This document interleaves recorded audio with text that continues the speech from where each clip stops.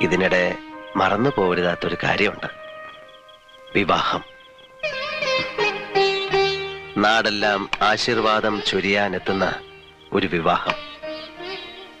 അതും കൂടെ എന്റെ ബാധ്യതയാണ്. അതെപ്പോഴും ആവാലോ. ഇത്ര അടുത്തില്ലേ?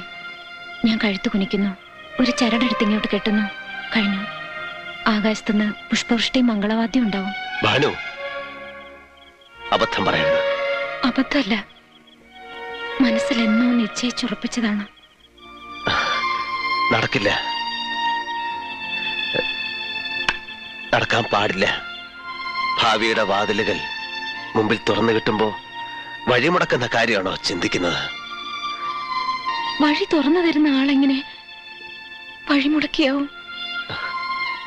എനിക്കതിനുള്ള അർഹതയില്ല കുട്ടി. എന്ന് ഞാനാ പറയേണ്ടത്. നിനക്കറിയില്ലേ,